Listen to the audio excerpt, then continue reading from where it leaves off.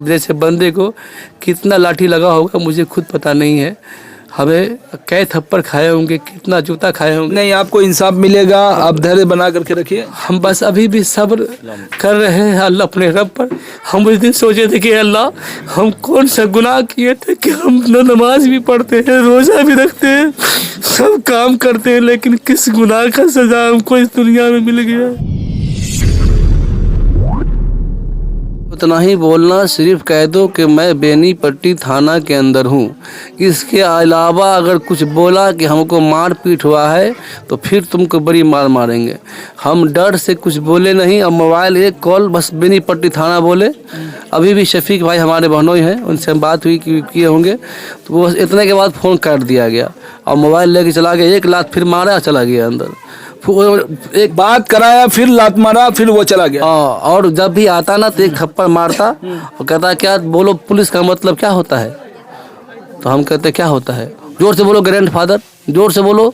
अब चूँकि हमको बोला जा नहीं रहा था और ज़बरदस्ती और पूरे थाना के अंदर कहा जा रहा था कि बोलो, उससे पूछिए पुलिस का मतलब क्या होता है, इससे पूछिए पुलिस का मतलब क्या होता है। क्योंकि हमको तो डर समाया हुआ था कि अगर हम नहीं बोलेंगे इसकी बोली पत्री हमको क्या मारेगा, कैसे करेगा, हमारी जान को क्या खतरा है, हमें कुछ पता नहीं था।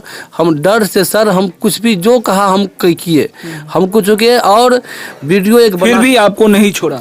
वीडियो एक डीएसपी साहब शाम को 5, साढ़े 5 या 6 बजे करीब की बात है, जब छोड़ने की बारी आई कि छोड़ा जाएगा आपको, तो रंजीत या कोई नाम है, कहा कि तुमको जितना हम बोल रहे हैं सर ठंडा हो गए हैं, उतना तुम रिपीट कर लो।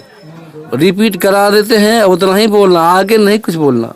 और उतना रिपीट करवाया, 5 मिनट मुझसे वो बकवाया और बकवाने के बाद रिपीट करा करके डीएसपी साहब रूम में बुलाए और मोबाइल में वो बुलवाए हमको।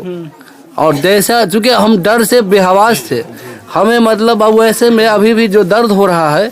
आपसे जब छोड़ने की बारी आई उस दरमियान यानी आपसे रिकॉर्डिंग करवाया कि जो मुझे मारा नहीं, मुझे कुछ नहीं किया, पुलिस प्रशासन मुझे सुरक्षित छोड़ा, कुछ नहीं किया, यही सब? जी जी हाँ, यही सब शब्द करवाने के लिए। और मतलब किसी से बोलने नहीं दिया गया और हमसे जबरन, क्योंकि हम चूँकि डर से दी थे कि हमको अगर कुछ बोल दें अगर तो फिर अंदर कर देगा, हम इस डर से परेशान थे। तो हम बोले कि जो बोला आपको वो करते चले गए। हम बोले कोई तरह करके कम से कम यहाँ से हम निकल जाएंगे।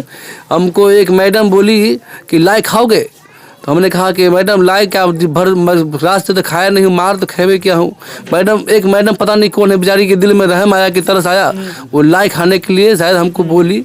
वो बेचारी हम बोली लेकिन हम खाए नहीं। उसके बाद मेरा भाई हैदर समोसा लेके गया खाने के लिए।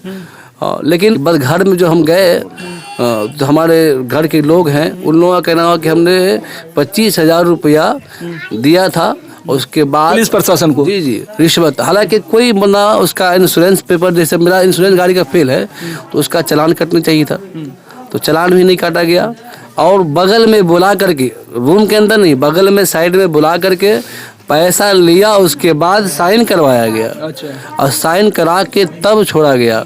जब 9 बजे रात में हम निकले तो हमको हुआ कि अब हम कहाँ जाएं, आत्महत्या कर लें, क्या करें, बहुत टेंशन हुआ। तो हमारे सालाल बोले कि नहीं भैया चलिए घर पर दिमाग शांत कीजिए आप। हम कहे नहीं हम जाएंगे FIR करेंगे। हम चूँकि अपने आप में बेहवास थे कि हम को सब समझाए कि मतलब कि कुछ भी मत कीजिए, आप सब्र कीजिए। लेकिन इतना जो दर्द हो रहा था ना हमको, इस दर्द के बिना पर हम परेशान थे। हमको एक घोट पानी नहीं अंदर जा रहा था, इस सब खुला हुआ था। अभी तो फिर रिलीफ हो गया। तो फिर आप कौन से हॉस्पिटल में जाकर के अपना ट्रीटमेंट कराएं? ये मधुबनी सदर हॉस्पिटल जी। चूँकि घर पे डॉक्टर वगैरह से दिखाए अभी, और उसके बाद फिर वहाँ से जो हुआ तो फिर प्राइवेट में दरभंगा।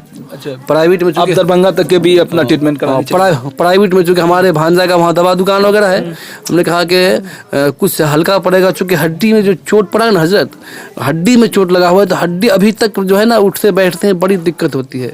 जो लाठी जो भांज रहा था ना, लाठी भाजने का अंदाज देखेंगे आप, तो मैं एक लाठी भी अगर कोई किसी को मैं मारूंगा तो वो ज़िंदगी भर उस लाठी को याद करेंगे। लेकिन मुझे जैसे बंदे को कितना लाठी लगा होगा मुझे खुद पता नहीं है। हमें कै थप्पड़ खाए होंगे, कितना जूता खाए होंगे। नहीं, आपको इंसाफ मिलेगा, आप धैर्य बना करके रखिए। हम बस अभी भी सब्र कर रहे हैं अल्लाह अपने रब पर। हम उस दिन सोचे थे कि अल्लाह हम कौन सा गुनाह किए थे कि हम न नमाज भी पढ़ते हैं, रोज़ा भी रखते हैं, सब काम करते हैं, लेकिन किस गुनाह का सज़ा हमको इस दुनिया में मिल गया। अच्छा, आप धैर्य बना के रखिए। तो अभी आपने सुना मौलाना फिरोज़ साहब ने क्या क्या बताया, किस प्रकार से मौलाना फिरोज़ साहब को बेनीपट्टी की पुलिस प्रशासन ने इनको टॉर्चर किया, किस कदर इसको मारा पीटा, क्या क्या जुमला बोला, वो तो आप इनकी ज़बानी खुद सुने। और फिलहाल के लिए इतना ही। आप देख रहे तेज बयान न्यूज़। मैं मोहम्मद इखलाक उर्फ राजू।